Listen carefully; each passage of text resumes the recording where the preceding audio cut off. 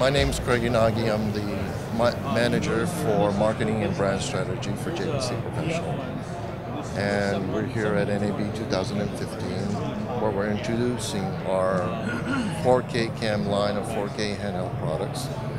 And we have three cameras. One is the 170, the GY-HM 170, GY-HM 200, both with fixed lenses with 12 times optical zoom and 24 times optical with recording in high definition, all recording on SD cards.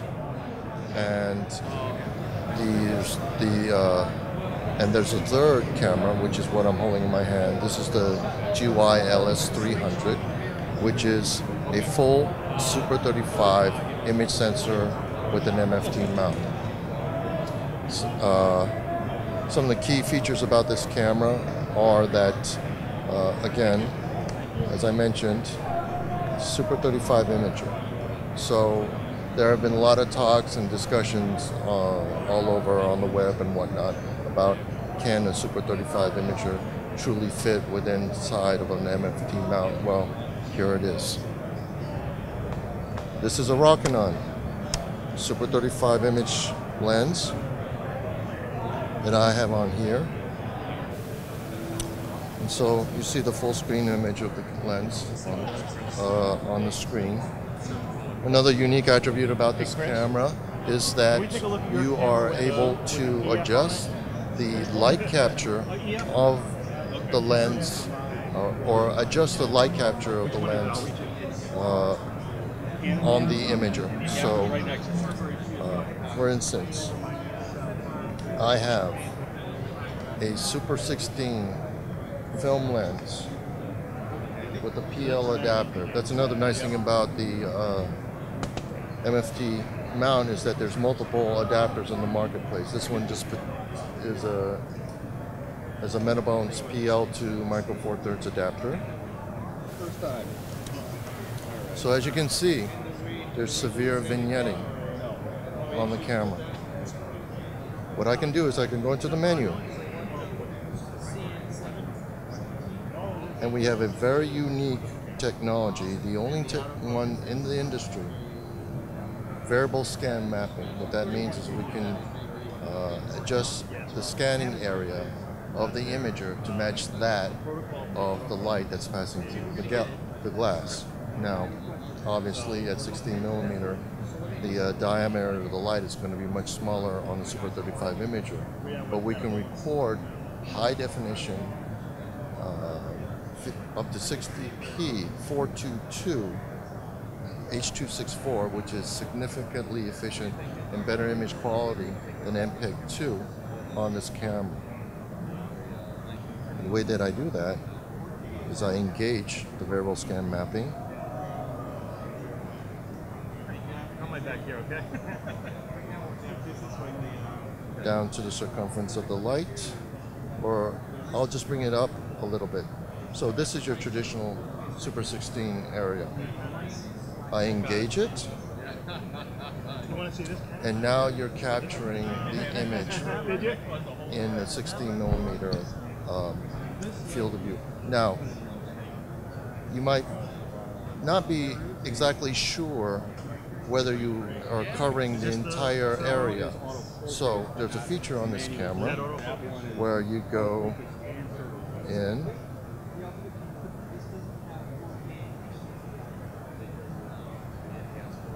go into VSM again. So this is, I don't know if you want to see it, this is a servo zoom autofocus. Engage it. Now, do we need the Metabones?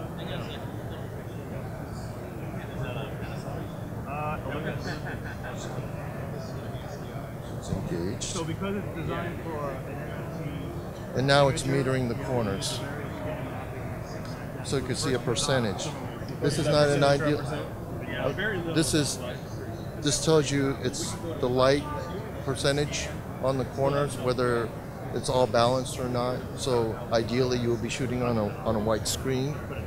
And if there's any dark areas or vignetting, then it'll catch it within the boxes in the four corners. And say that I see that it's not completely dark versus 100% in the center. I can go back.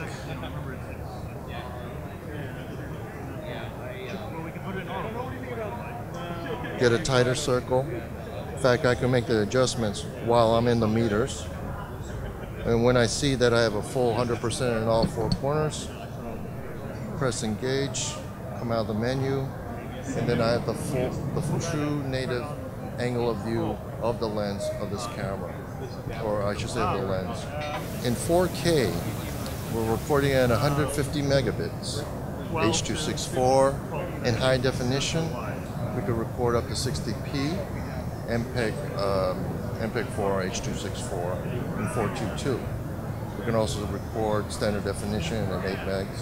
We can also record a very compact, efficient file, 480 by 270 30p, which is good for mobile devices, small screens right now. And they all record onto a single SD card. We have a 2-slot system here. For 4K, you'll be recording on U3 cards. That's the minimum speed that you need to record 4K.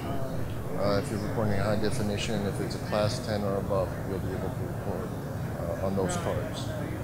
Just to give you an idea about how much storage you need.